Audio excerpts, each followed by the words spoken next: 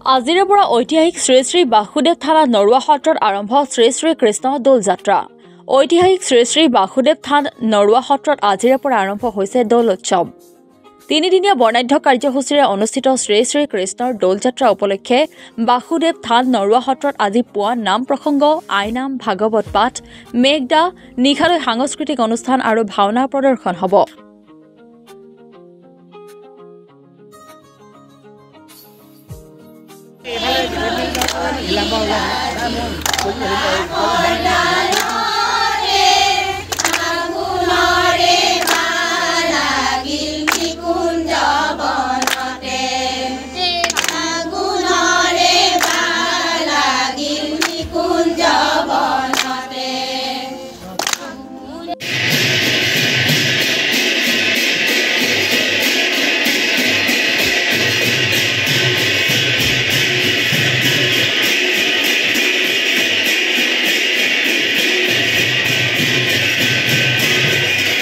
নৰুৱা সত্ৰত পৰম্পৰাগতভাৱে অনুষ্ঠিত হৈ অহা দৌল উৎসৱৰ আজি প্ৰথম দিনা অৰ্থাৎ 13 মাৰ্চ আৰু 28 ফাগুন এই আমাৰ পূৰ্ণিমা তিথিত মূল ফাকৰ আৰম্ভ হয়। পূৰ্ণিমাৰ আগদিনাখনৰ পৰা আমাৰ দৌল উৎসৱভাগি অনুষ্ঠিত হৈ আহে।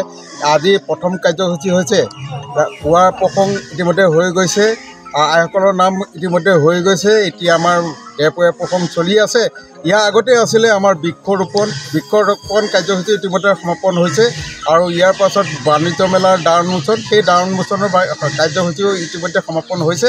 আমি আমন্ত্ৰণ কৰা আমাৰ বৃক্ষৰোপণৰ দায়িত্বত আছিলে আমাৰ বাসুদেৱ থান নৰুৱা সত্ৰ উন্নয়ন সমিতিৰ সম্পাদক মহোদয়, তেখেতে বৃক্ষৰোপণ কৰি ইতিমধ্যে কাৰ্যসূচী সমাপন কৰিছে।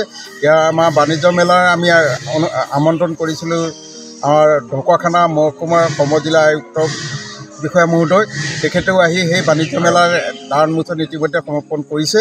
ইয়াৰ পাছতে আমাৰ নাম প্ৰসংগ চলি আছে।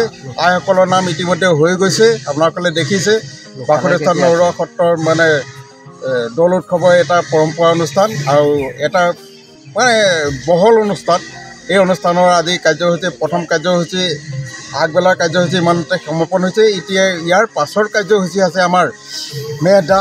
এই মেহদা হৈছে আচলতে আমাৰ বৈবাহিক যিটো কাৰুকাৰ্য, ইয়াৰ যিটো কাৰুকাৰ্য, সেই কাৰুকাৰ্যৰ মতে আমাৰ ভগৱান কৃষ্ণৰ বিবাহৰ এটা আৰম্ভপূৰ্ণ কাৰ্যসূচী।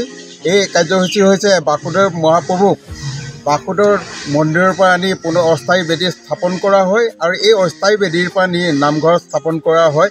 এই হৈছে মেঘদা আৰু যি অস্থায়ী বেদীত আমি স্থাপন কৰা হয়, এটি মানে আমি খেৰৰ ঘৰ এটি বনাই পেলাই স্থাপন কৰা হয়। সেই ঘৰটি আমাৰ পুনৰ নামঘৰ স্থাপন কৰাৰ পাছত জ্বলাই দিয়া হয় এই মেঘদা। আৰু এই মেঘদাৰ পাছতে আমাৰ আছে সাংস্কৃতিক অনুষ্ঠান। সাংস্কৃতিক অনুষ্ঠানৰ পাছত ভাওনা প্ৰদৰ্শন। এই ভাওনা প্ৰদৰ্শনৰ পাছতে আমাৰ প্ৰথম দিনাৰ কাৰ্যসূচী সমাপন হয় আৰু দ্বিতীয় দিনাৰ কাৰ্যসূচী এনেধৰণে চলি থাকিব আৰু পুৱাৰ প্ৰসংগ হ'বই আৰু আইসকলৰ নাম আমাৰ পৰম্পৰাগতভাৱে হৈ থাকে আৰু দেওপুৰীয়া প্ৰসংগো হৈ থাকে। ইয়াৰ উপৰিও মাজে মাজে হোলী গীত অনুষ্ঠিত হৈ থাকিব আৰু সন্ধ্যালৈ হোলী গীত লগতে নাম প্ৰসংগ আৰু সাংস্কৃতিক অনুষ্ঠান আছে আৰু ৰাতিলৈ ভাওনা প্ৰদৰ্শন। এই দ্বিতীয় দিনাৰ কাৰ্যসূচী এনেদৰে সমাপন কৰা আমি মনত কৰিছোঁ। আৰু তৃতীয় দিনাৰ কাৰ্যসূচী আছে আমাৰ